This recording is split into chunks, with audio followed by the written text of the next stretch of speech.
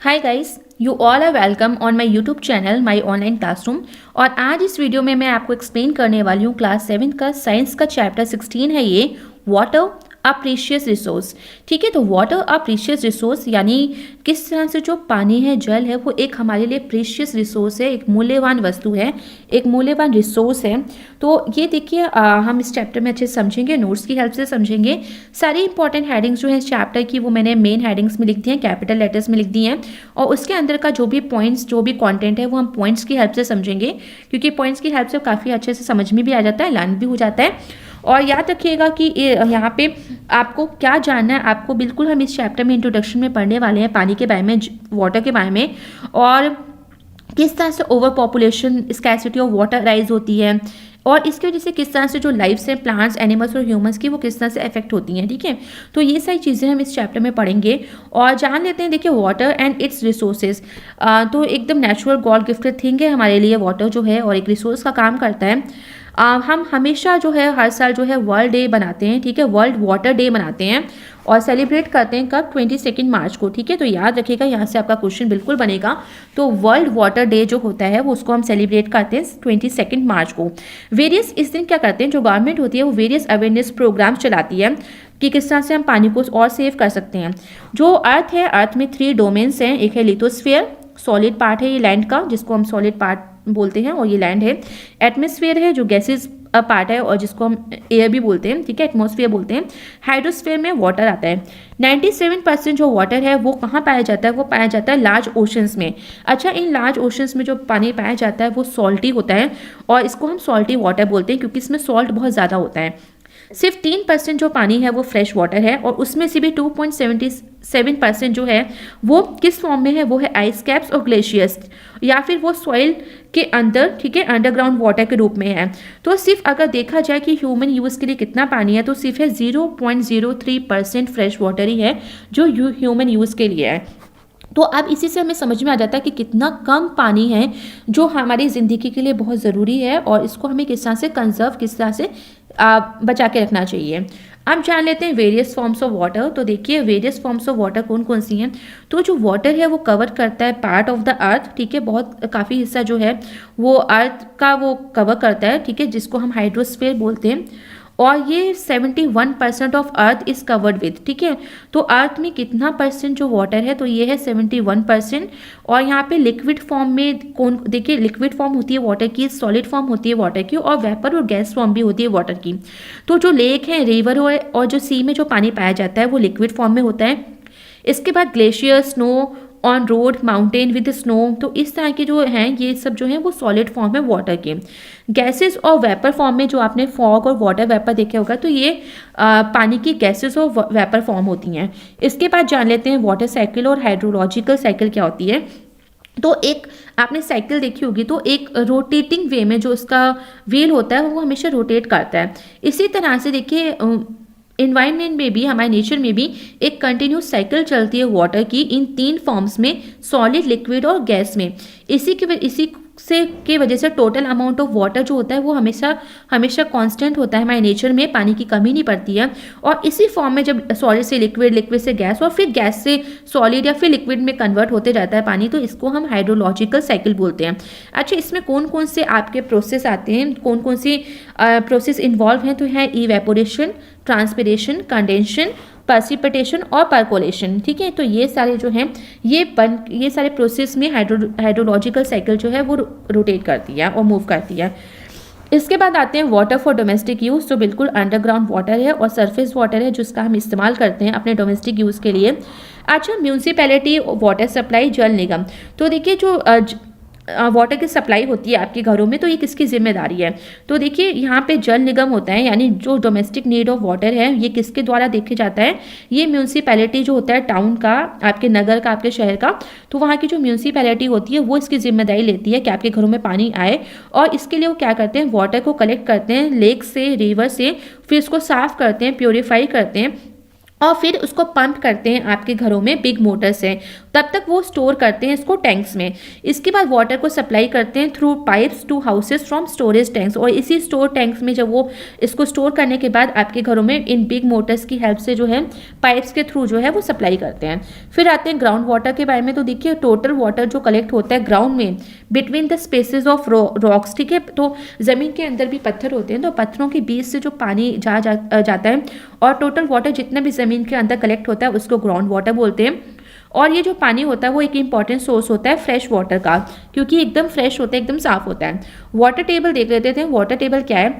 तो देखिए upper limit जो होती है ग्राउंड वाटर की उसको हम वाटर टेबल बोलते हैं, यानी ग्राउंड वाटर में जहाँ ऊपर तक जो लेयर है, ठीक है, जहाँ तक पानी है उसको अपर लिमिट जहाँ पे पानी खत्म हो रहा है उसको वाटर टेबल बोलते हैं। और water below the water table, और जो वाटर टेबल के बिलो जितना भी पानी है, ठीक है, यानी अपर पूरा जो टॉप लेयर है उसको वाटर टेबल बोलेंगे, और जो वाटर टेबल के बाद जितना भी नीचे पानी है उसको हम ग्राउंड वाटर बोलते हैं।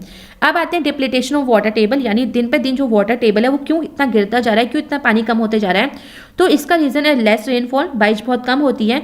और बारिश क्यों कम होती है, डिफॉरेस्टेशन की वजह से भी, क्योंकि देखिए इससे पहले आपने थोड़ा सा फॉरेस्ट वाले चैप्टर में पढ़ा होगा कि फॉरेस्ट जो होते हैं वो रेनफॉल यानी रेन क्लाउड्स बनाते हैं जिससे रेनफॉल होता है। तो अगर जब जंगल ही नहीं है, पेड़ पौधे आपने काट दिए, क्योंकि ट्रांसपिरेशन के प्रोसेस से ये पानी बनता है, रेनफॉल क्लाउड्स बनते हैं। तो अब जब बारिश ही नहीं है, क्योंकि अब जंगल नहीं है, तो बारिश नहीं है, तो पानी का जो लेवल है वो भी धीरे धीरे गिरता जाएगा। लेस सीपेज ऑफ वाटर, पानी का ये भी देखा गया है कि बहुत ज़्यादा जो पानी होता है वो नालियों के द्वारा बह बह के बर्बाद होता है। अगर वो पानी ज़मीन के अंदर चले जाए, सीपेज मतलब रॉक्स से होते हुए, रॉक्स के बीच में जो गैप होता है ज़मीन के अंदर उनसे होते हुए अगर वो ज़मीन में चला जाता है तो वाटर टेबल का जो लेवल है वो बहुत ही सही रहता है।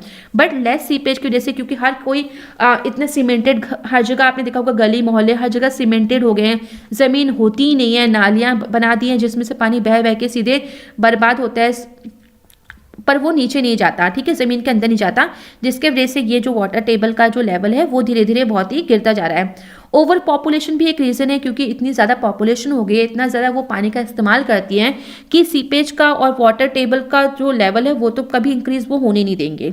एक्सेसिव यूज़ है ग्राउंड वाटर का बाई इंडस्ट्रीज भी इतना ज़्यादा पानी का इस्तेमाल, मतलब ओवर इस्तेमाल कर लेती हैं, जिसके वजह से भी जो ग्राउंड वाटर का लेवल है वो धीरे धीरे खत्म होता जा रहा है। सोर्स और मेंटेनेंस देख लेते हैं ग्राउंड वाटर की। तो रेन वाटर और जो वाटर है फ्रॉम एडजॉइनिंग वाटर बॉडीज जैसे रिवर्स हैं, पॉन्ड्स हैं, लेक्स हैं, तो इन सब से पानी जितना भी पानी होता है और जो रेन वाटर के थ्रू जो पानी होता है वो सीप होता है, ठीक है, और move into the ground as ground water. तो जब ये ज़मीन के अंदर घुसता है, अंदर मूव करता है, जाता है, तो इसको हम ग्राउंड वाटर बोलते हैं। और this process of seeping of water into the lower layers of ground, इसको हम इनफिल्ट्रेशन बोलते हैं। तो इस तरह का प्रोसेस कि जिसके थ्रू जो पानी है सीपिंग होता है और लोअर लेयर तक ग्राउंड के पहुंचता है, इसको हम इनफिल्ट्रेशन बोलते हैं। और फिर क्या होता है, जो मूवमेंट होता है पानी का through the gaps between soil particles, फिर इसके बाद जो भी पानी का मूवमेंट होता है किसके बीच से, गैप्स के, तो ये सॉइल पार्टिकल्स के बीच से जो पानी अंदर जाता है, ठीक है, जो भी उसका मूवमेंट है इसको हम परकोलेशन बोलते हैं।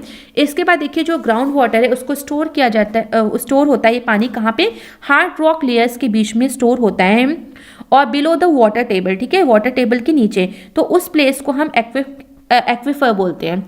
इसके बाद आते हैं रिस्टोरेशन ऑफ ग्राउंड वाटर। तो किस तरह से ग्राउंड वाटर का रिस्टोरेशन होता है, तो सीपेज ऑफ रेन वाटर, ठीक है, रेन वाटर को सीपेज के द्वारा करते हैं स्टोर। फिर है judicious use of ground water, यानी ज़्यादा से ज़्यादा जो रेन वाटर है, रेनफॉल का पानी है, वो ज़मीन के नीचे अगर चला जाता है तो उससे बहुत सुरक्षित रहता है पानी।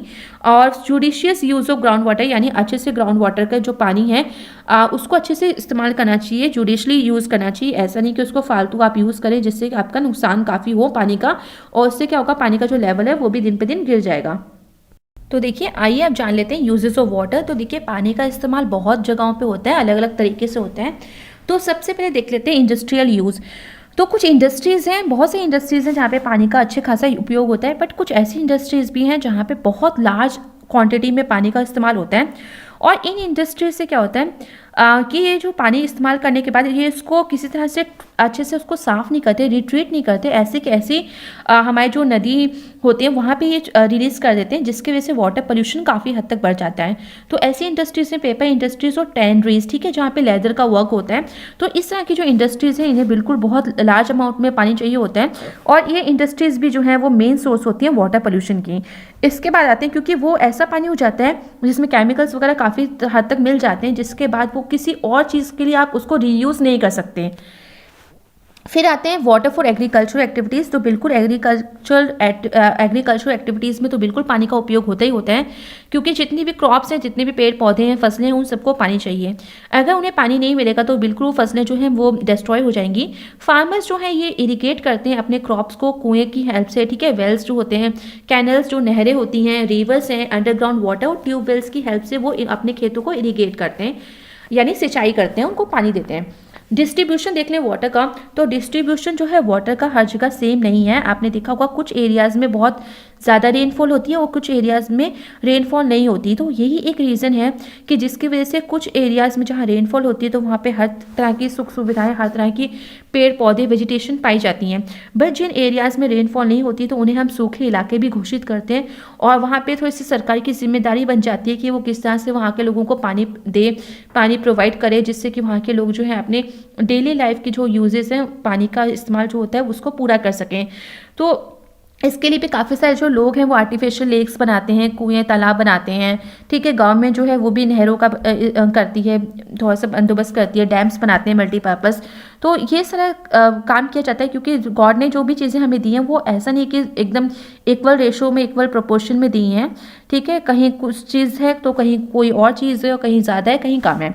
इसके बाद आते हैं वाटर मैनेजमेंट के बारे में पढ़ते हैं। तो वाटर को किस तरह से मैनेज किया गया है, तो ये रिस्पॉन्सिबिलिटी है म्यूनसिपैलिटी और लोकल सिविक बॉडी की, जो आपके वहाँ पे काम करता है, और उनका काम है कि जो वहाँ के रेजिडेंट्स हैं उनको पानी की सप्लाई दें, इंश्योर करें इस चीज़ को कि हर किसी को पानी मिल रहा है, और इसको वो लोकल वाटर पाइप्स के थ्रू करते हैं। ये अंडरग्राउंड जो है वो पाइप्स बिछाए जाते हैं प्रॉपर वे में, जिससे वाटर सप्लाई होती है और आपके घरों में पानी आता है।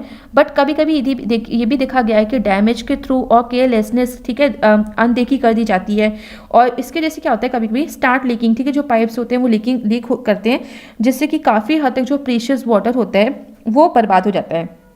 आपने घरों में देखा होगा लीकिंग टैप्स होते हैं, ओपन टैप्स आप खोल देते हो, छोड़ देते हो, भूल जाते हो, बकेट भर गई है फिर भी पानी चले जा रहा है। तो ये सब जो है इसकी वजह से भी पानी का काफ़ी हद तक नुकसान होता है। तो एक चीज़ बहुत अच्छी बात है कि अगर आप सेव करना चाहते हो वाटर को, तो सबसे एक जो अच्छा तरीका वो यही है कि आप टैप को हमेशा बंद कर दो, ठीक है, आफ्टर यूज़, और इसकी वजह से जो पानी है वो आपका सेव होगा। फिर आते हैं नेक्स्ट हेडिंग पे, तो ये scarcity of water and it's effects. तो धीरे धीरे जो पानी की कमी होती जा रही है, इससे क्या परिणाम निकलते हैं। तो ground water is recharge by rain water. तो इसके एक आप ये भी कर सकते हो कि जो ग्राउंड वाटर है, अगर वो कब रिचार्ज होता है, तो वो कब उसका वाटर लेवल जो है वो ठीक होगा, जब रेन वाटर उसको मिलेगी। प्रोसेस जो है रिचार्जिंग ग्राउंड वाटर का by rain water is called rain water harvesting और वाटर हार्वेस्टिंग।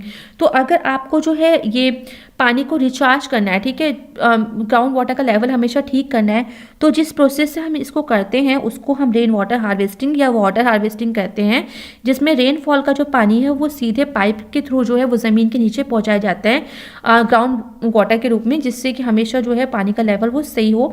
इसी को हम रेन वाटर हार्वेस्टिंग या वाटर हार्वेस्टिंग कहते हैं। इसके बाद आते हैं कि किस तरह से जो पानी की कमी है वो प्लांट्स को अफेक्ट करती है। तो प्लांट्स में आपने देखा होगा विल्ट्स, जो प्लांट की पत्तियां वगैरह जो कट हो जाती हैं, फट जाती हैं, तो उसको हम विल्टिंग बोलते हैं। प्लांट्स मर भी जाते हैं, ड्राई हो जाते हैं, सूख जाते हैं, तो इससे पानी की कमी जो है वो दर्शाती है एकदम। Scarcity of water effects animals में किस तरह से, तो बिल्कुल एनिमल्स को अगर पानी नहीं मिलेगा, पानी की खोज में वो एक जगह से दूसरी जगह भटकते रहते हैं, और अगर उन्हें पानी नहीं मिलेगा तो वो भी मर जाएंगे। और फिर इसके बाद देखिए ह्यूमंस की लाइफ में किस तरह से फ़र्क पड़ेगा। तो पानी की कमी जो केयरफुली अगर हम पानी को अच्छे से सेव करें, यूज़ करें, तो शायद पानी हमेशा बचा रहे, और एवरी ड्रॉप जो वाटर की होती है वो प्रीशियस होती है। तो हमें पानी को ज़्यादा से ज़्यादा मात्रा में सेव करना चाहिए, और different rain water harvesting techniques को भी यूज़ करना चाहिए। सम सॉल्यूशंस हैं जो मिनिमाइज कर सकता है वाटर को और उसकी वेस्टेज को और स्कैसिटी ऑफ वाटर को।